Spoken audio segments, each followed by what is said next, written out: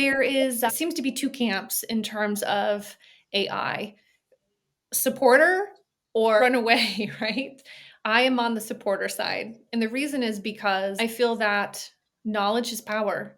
And if we can learn as much as we can about what's happening, then I would like to be on the forefront. Welcome to Cocoy AI, empowering the next generation of leaders through career advice, creativity, growth mindset, and unlocking the power of AI in order to find and do what makes you happiest in life.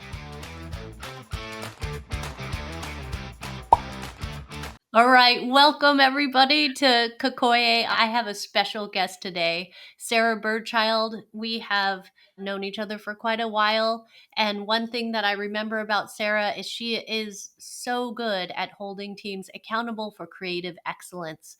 I remember her starting the whole design crate discipline and spreading it across the entire organization back at Salesforce Design, and I really appreciated that she made it inclusive for everybody by taking input from all of the people that were in the pilot cohort of the first iteration of it. And I felt like that had a lasting impact. She's worked at places like Disney, and she has IBM, Golden State Warriors, PayPal. You've been through all of the different technology places, and she has been a leader and innovation and empowering women, and she cares and she has a purpose. I'd love to introduce you to Sarah and let her talk about what is your vision and mission of Purpose Design Company. Absolutely. First off, I want to say thank you, Tiffany, for having me on your show today. It's a delight to see you again, and I'm very honored to be here. You asked about purpose and what is my purpose. That happens to also coincidentally be the name of my newest venture called Purpose Design Co., where we partner with companies who want to use technology and design to advance things like sustainability. So think climate tech, clean tech. In addition to that, we also focus on companies who want to build products for women by women. So things that might have otherwise been taboo in the past, rethinking things like breast pumps, perimenopause, female support. Those are our two main areas. And we do it by three sort of pillars, so to speak. The first is digital reinvention. The second is through actual product design. So think of things that you might find on the shelf. And then in the middle is a sweet spot, which is our augmented reality. And we really do this to help companies who are wanting to, for example, put a new product out into the world, or if there's companies that are seeing market share decline. So they're starting to lose companies or customers rather, and they need something to refresh their current offering. So we'll oftentimes go in and take a look at what they have, and in many cases redesign the product so they can keep their customers, get new customers, and most importantly, streamline their product for their end customers. Yeah. Thank you. What inspired you to focus on this, empowering women and advancing environmental sustainability? Yeah. For better, for worse, I had a health scare. So, a health wake up call, I'd like to say, was my epiphany moment. And waking up in the hospital ER and looking into the eyes of my child, it was then that I knew that if things were not going to get better in my situation, that I would feel really terrible that I've left this world in a not so good place, especially for my son's generation and then the generations that come after him, quite frankly. And brought me back to my childhood and the responsibility that I think that I would like to take on, and I think that we should all take on, quite frankly, of leaving the world a better place for generations to come. And so in that moment, God, the universe, whatever, I said, if I can get through this, I will make a change and I'm going to make the world a better place through my design and through my gifts and my skills. And happened to be a coincidence that I was able to make that happen. And so in March of 2023, started up Purpose Design and have never looked back. That's incredible. I just love all of the posts that you do on LinkedIn and how much outreach. It feels like you really care about the work that you're doing. And I appreciate that. You mentioned something about VR, or I'm wondering, how does Purpose Design Company integrate with some of these new technologies or AI driven interfaces? Yes. How does that relate with eco-friendly practices? Yes. As I'd mentioned, we do digital design, and that does integrate a lot of artificial intelligence. There are two companies in particular that I am working with that I can't give their name just yet, but I kind of give you a flavor of what they do. The first is around children, particularly children who are autistic. They may have dyslexia or some other learning disadvantage, I guess you could say. And AI is used in this case to help the parents to navigate how to really get the best for their child, both in terms of integrating it with their healthcare providers, to find providers that can really understand what they and their child are going through, on the other side of it, through the government, to see what kind of rights they have as a parent for their child.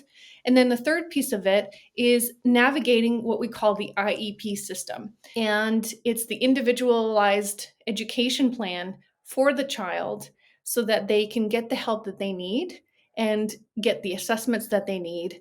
In this particular case, this mother has a 5-year old, and she literally has been going through the 5 years trying to navigate the systems and having stacks and stacks of papers and trying to learn on her own. And so, in this way, we are able to take that 5 years of otherwise learning and shrink it down into a matter of minutes. And so, by being able to ask questions about the situation that you're in as a parent, or maybe things that you see of your child, you can now get answers to how to help your child, how to help your own mental well being, but also how to navigate the system. So that's one piece that we're using AI for good. The second is in pharmaceutical. So many times, pharmaceutical companies, whether they're making drugs or devices for diabetes and such, there are a said number of complaints each year. There are FDA audits. There are ways that the company wants to maintain being compliant. And this is because we want to make sure that our customers' safety is paramount, right? We don't want anybody dying.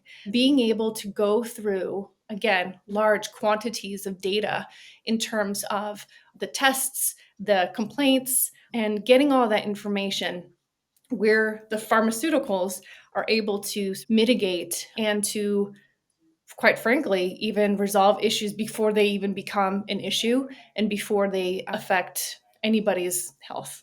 That makes me think of like your first story about the IEP makes me think of the other end, right? Because it's still, as much as the parent can do, some of the systems, like navigating that system, how do we change the entire system so it could be more supportive Yes.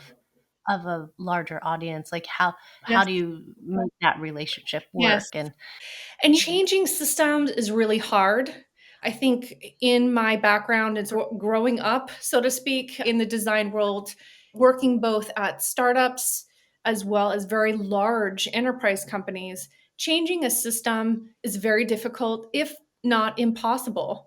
And so through AI, we don't necessarily have to change the system.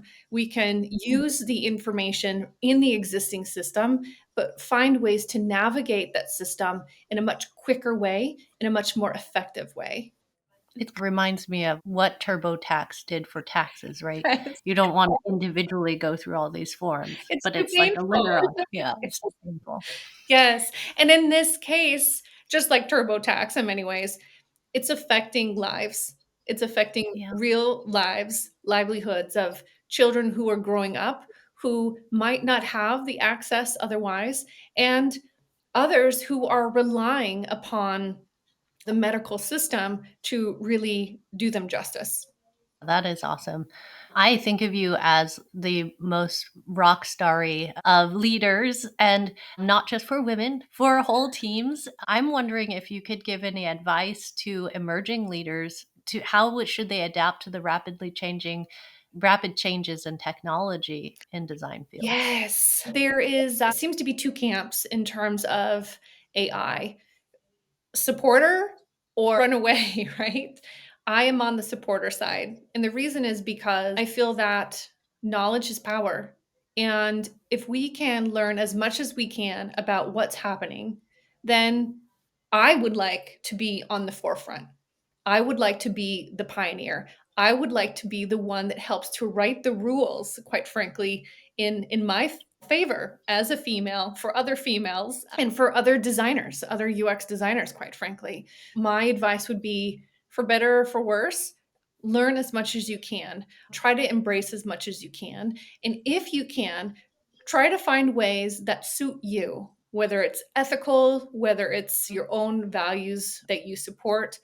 Find ways to help make it work for you. And that would be it, really, is knowledge is power. Being a voice at the table is important, especially from different people. I think it's really important to get in on the ground floor. Yes. This is such a wild west right now. I posted something about it's almost like we're in the Napster LimeWire of AI, and we will eventually get to a Spotify, iTunes model, but there's like a Pirate Bay, right? So there's definitely two different directions that you can go Yes. with this technology. It's a tool, and It is. I feel like it's every tool can be used in good ways and bad. And to piggyback off of that, what I often say is a tool changes. We're finding that even more, especially with the tools that are related to AI.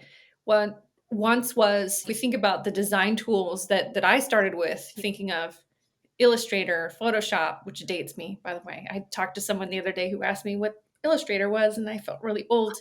To then like Axure and Sketch and Principle and Figma, it's just getting faster and faster. But even with all the changes, to be thinking about the foundation, which is really understanding the fundamentals of design, understanding hierarchy and proportion and all those things, which ultimately I think AI will also help us in that realm too. But to think of it as just a tool. And if you can do that, then you know that it's probably going to change, and not to heavily rely upon it. In fact, I often tell the students that I mentor to focus on other things such as soft skills, things that really take time to nurture and grow, because those things are harder to try to, I don't know what the word is right now, but I think those are the key things, is working on the soft skills, because the software will always change, but how you deal with people, those relationships, how you communicate, how you lead a team, for example, how you work with your counterparts, is something that is so important, and I think transcends any kind of tool. Yeah. Going back in time, how what inspired you to pursue a career in this field, or how did you get started? I knew immediately, like from a very young age, maybe 5. I just always knew. I just always knew. I'd look around and there were so many people saying they didn't know what they wanted to be or what they wanted to do, but I always knew. And I think it's because I had an upbringing of parents that used both their right and left side of their brains. My dad, for example, is a medical and mechanical engineer. So by day, he designs things like heart defibrillators, pacemakers, and actually creates patents for them. And then at night, he would go and play music. So my parents are also musicians. He's an upright bass player, and my mom is a pianist. So that sort of duality of being very creative yet analytical really inspired me and influenced who I am today. And I think because of their supportive nature in me wanting to be an artist is really what propelled me. In fact, we often joke that I was part of the family band, not that I wanted to be on stage necessarily, because I did, but then I got on stage and I froze. But it was my role very early on to create the promotional material for my Mm. parents' band. So I was the one creating the posters and the CD covers, and my younger brother was the sound engineer. So it was definitely a family affair, but they fostered that creativity. Did you play an instrument or do you play an Yes, many instruments, not all of them well. My favorite is the violin, but also the flute, the piano, a little bit of the bass guitar as well. It's awesome. What advice do you wish someone had given you earlier in your career? To be true to myself, when I had started, there weren't too many female leaders. Being in the tech world in the late 90s and in Silicon Valley, and starting with, for example, my first job was at the NBA Golden State Warriors, not a predominantly female place, as you can imagine. And then right after that, working for a venture capital company in San Jose, again, not very female focused, right? So I felt like an outsider, and I would see how people worked, especially in the world of VC at that time. It was very masculine. And so I had the thought in my mind that I to become more masculine in order to gain acceptance or to be heard. And it got me far.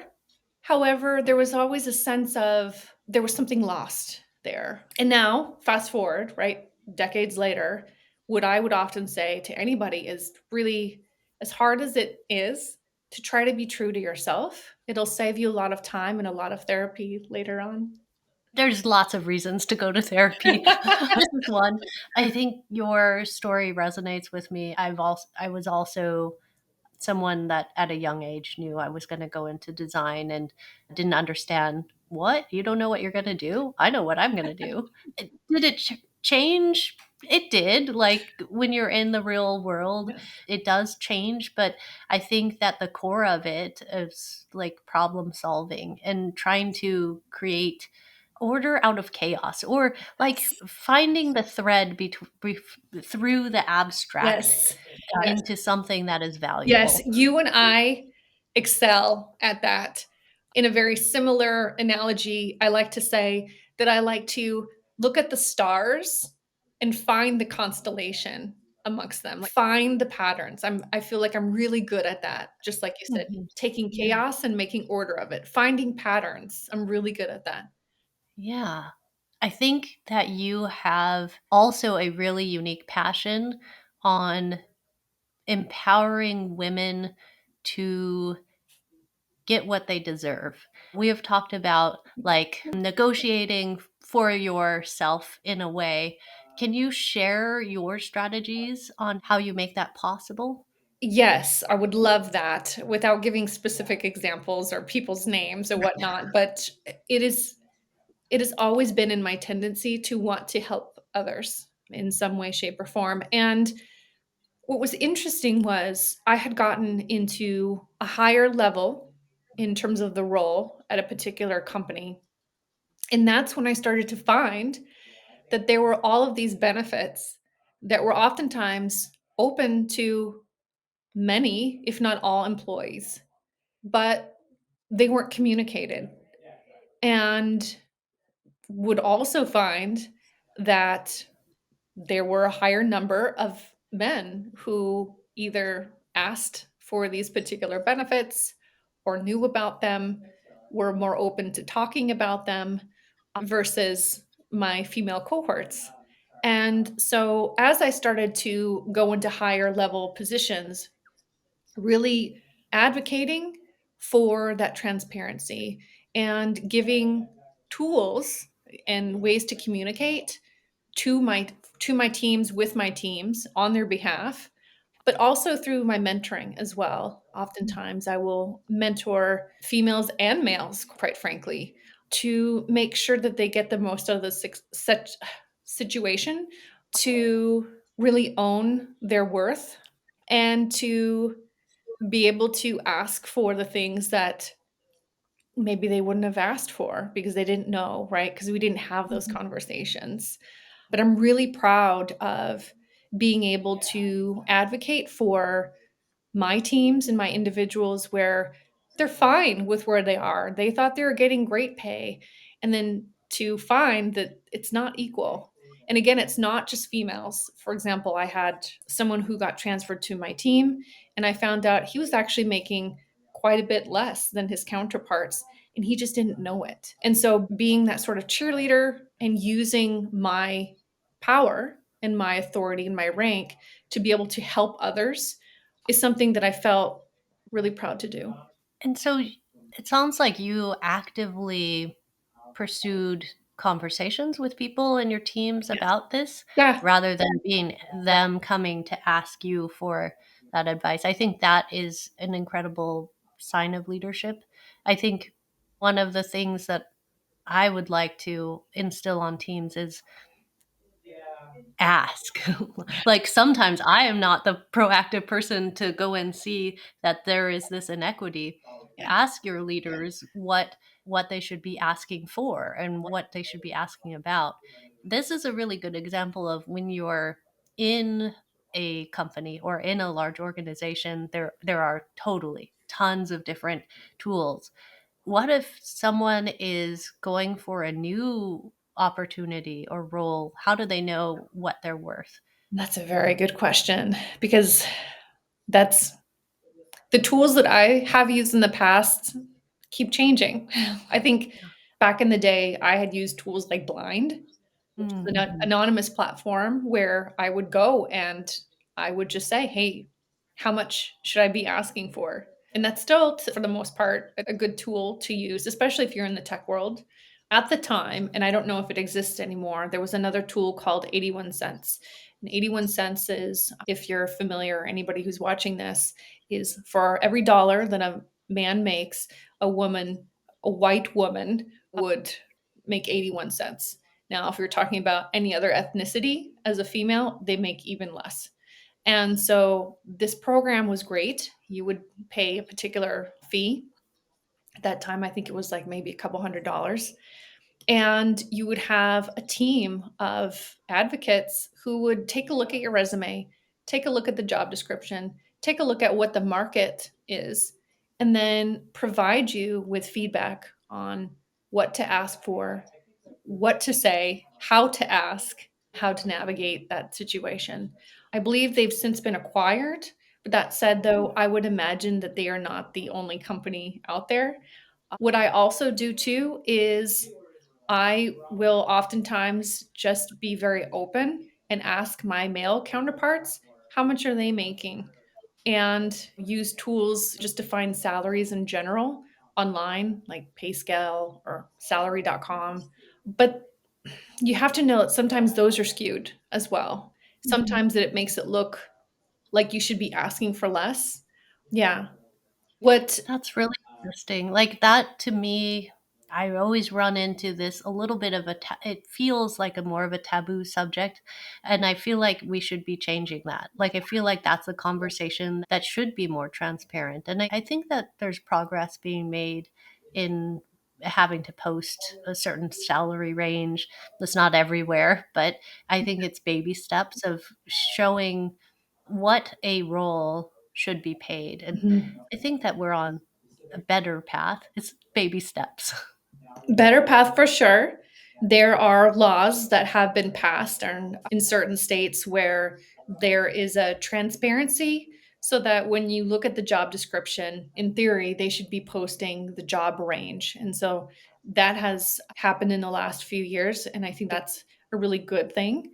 But oftentimes, what I say to my female mentees is go for the ceiling, ask for the ceiling, because I have never had in my life someone say, "You know what, Sarah? You're asking for too little. Let me give you more." That has never happened. So ask for something that's high, even if it gets you a little bit sick, it gives you some butterflies, because it just opens the door to negotiation. And then, you have some wiggle room. That's really good advice. Mhm.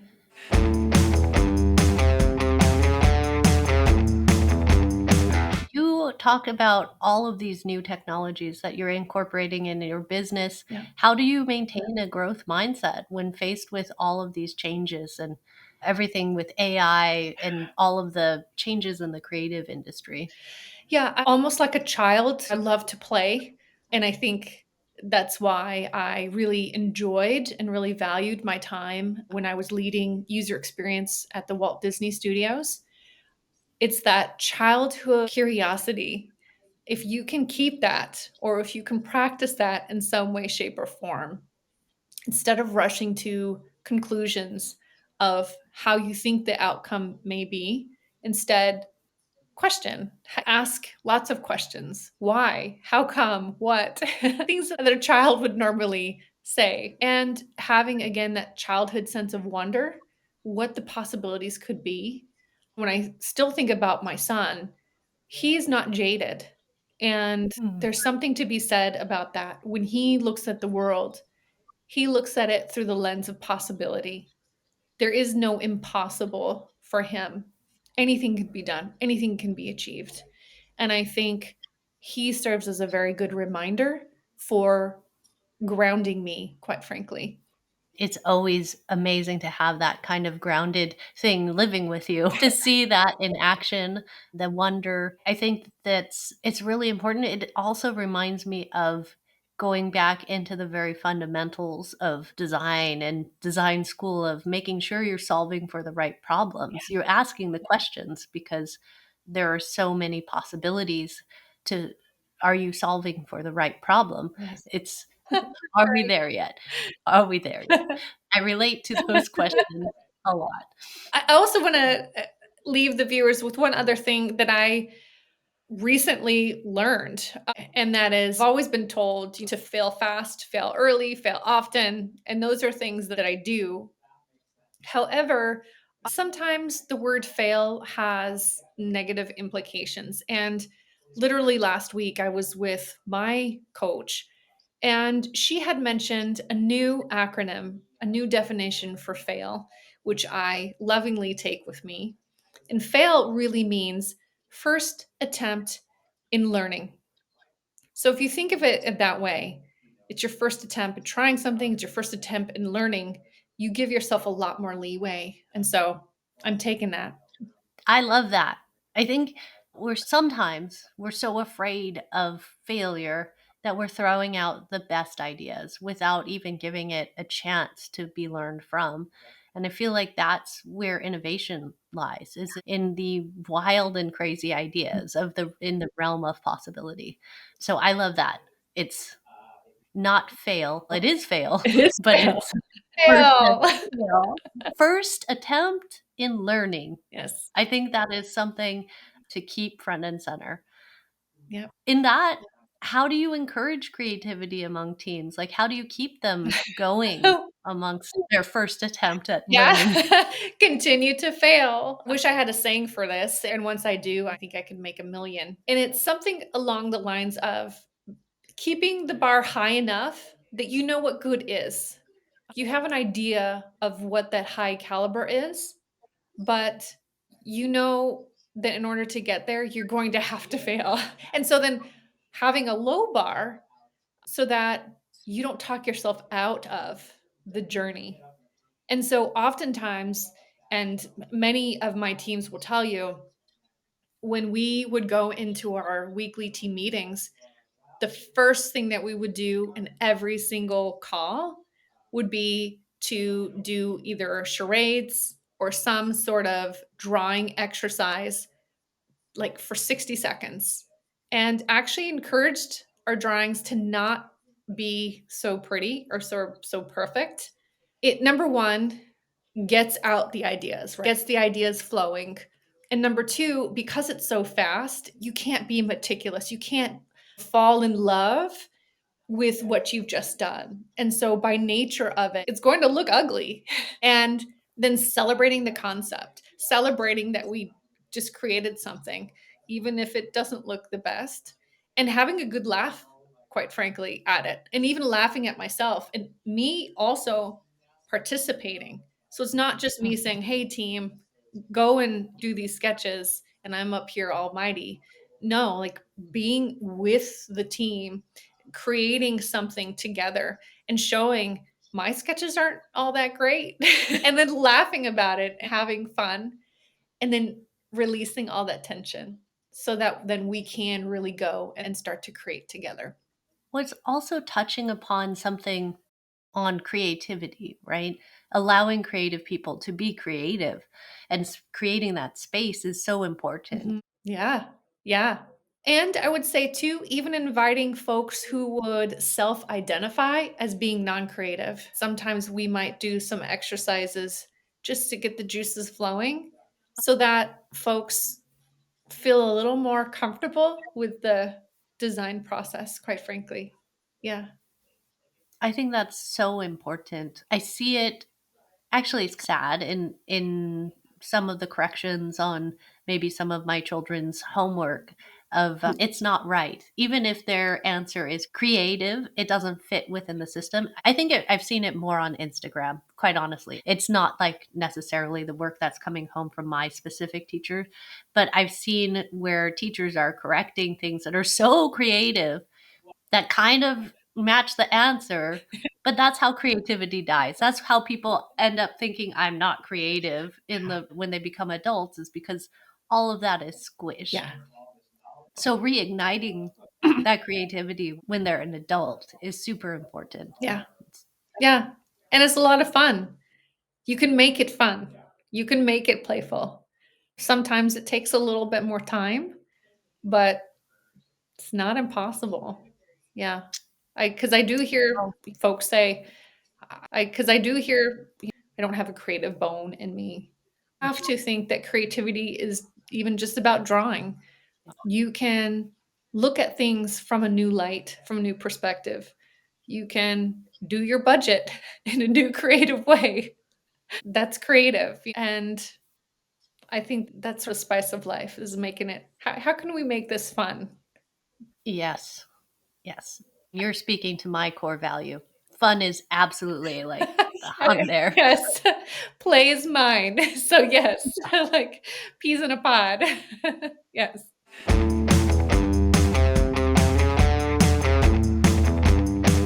So, what leadership skills are you continuing to work on? Boundaries. I'm Yes. looking at the book right now, actually. This one here. I'm getting through it. I'm not sponsoring it by any means, but this happens to be the book that I'm reading right now. Can you read it just for the audience? Yes, So, absolutely. Yes. It's called Set Boundaries, Find Peace, a guide to reclaiming yourself. And couldn't have said it better, really. It gives tips, hints about setting boundaries to keep yourself sane, mentally healthy. And the examples in the book are not always work related. Sometimes mm, it's hard to set boundaries with the ones we love. So there's examples in there around family, around holidays, around things that may otherwise be a trigger for most of us. It's a very good book. And I think boundaries for me, I'm always continuing to work on. I think my life changes as does everybody else. I'll be doing really well and then something will change, right? So very much was a go-getter and had set pretty good boundaries and then I had a child and then my child was everything. So having to then work on boundaries in a new way that's healthy for everybody. Yeah, setting boundaries. And now that I have my own business, not letting fear overcome setting boundaries, like knowing that I can still have a business and that my business will still thrive and that I don't have to work 20-hour days, for example. And setting those goals of working part time, that is one of the other big reasons of starting your own business is because you can be your own boss and you can set those times. So, yeah, working on those boundaries is key. I need probably more help than this small interview can provide for setting boundaries. I will get better at it. I'll set it as a goal. I have to figure out how to plan to make it happen. It's a journey. It's a journey. I feel like everybody needs to set their own boundaries and reset. Look into even the ones that you've set. What are the adjustments that need Yes. and checking in all the time. Yeah. Yeah. Yeah. So, what are you most excited about in this time? I am super excited for what's to come in terms of, like I had mentioned at the beginning of the call, helping companies in their sustainability goals. The thought of being able to stop or reverse climate change in some way, shape, or form excites me. Being able to partner with companies who are creating new devices, for example, to clean the ocean is really exciting. The new technologies that are coming out to support those endeavors are frankly just amazing, both in the world of AI, but also like biomimicry, for example, ways that we are using printing in ways we'd never done before, right? Now we're able to print houses. In the last year or so, I had just learned about a printer that's able to print glass and ways that we can have materials that biodegrade and don't hurt the environment that are I've seen paper, like regular paper that's actually made out of seaweed and you would have never known otherwise. So there's really amazing things out there. It's reimagining how we could use the day-to-day things and switching them out, quite frankly, for products that are not going to hurt the environment. That's what really excites me. It's like, how can we get it into the hands of the public and make these products be ubiquitous? I often wonder about that, specifically in products that are sustainable. I often find if you look deeper into them, it seems like it's not always as sustainable as the promise is, or it's creating more of a havoc to create this product than the original that it was trying to get better than. I think about this with the Tesla. I have a Tesla. The battery is probably equally as bad for the environment as many things. Yes. So, am I actually helping? That's the problem. Like, how do you know if you're actually helping versus not? It's a wild west, just like the AI. Just talk Mhm. about AI, right? Just a few months ago, I was at the Wisconsin Sustainability Conference, and it was very new there as well. There still persists a lot of greenwashing, which is the notion that companies are marketing themselves or marketing their products in a way that touts sustainability. But in fact, when you look under the hood, so to speak, you realize that actually it's not helping the world in any way, shape, or form. Thankfully, there are new rules and regulations in certain states that are now posing fines, fairly large fines, for example, in California. If you are a company and you are touting your product or service or anything as being green in any way, shape, or form, clean, environmental, anything, and you were found that's not true, they will levy fierce fines. I think one is to do your best to, when you see something is green or eco friendly, to not just assume that's the truth. You do a little bit of homework and then know that there are laws that are changing, both here as well as in the UK. There's going to be quite a few laws there that govern how we in the US even do business with them. So we're going to need to start changing our products here so that we can import and export, et cetera, et cetera. That's coming down the line. The UN has a goal of 2030 to make significant changes in terms of sustainability. I think with time, we're going to get there, but it's still very new. And what I learned at that conference was, again, to be forgiving, that we're all just doing the best that we can right now, and we're still figuring it out. And we're doing it with some really good intentions. So we're calling each other out. For example, I had talked to a company not too long ago and was really questioning them. It's not just that the product that you have is green, but what happens when you're done with the product? Does it still go in the landfill? Do you have programs to then take back whatever product so that it can go and be circular? So being able to ask questions like that, you can really start to hold a company accountable. But greenwashing is a big thing, right? Yeah. And Mhm. conversely, there's something called green hushing, which is companies who are doing good, but they're a little bit leery to say because they don't want to be called like if something should be off, they don't want the reprimand. Oh, that's so interesting. Mhm. That one I haven't really heard about as much. Mhm. I feel like every time a company does something that is even remotely good, they're like, "Yeah, it's me, I did it."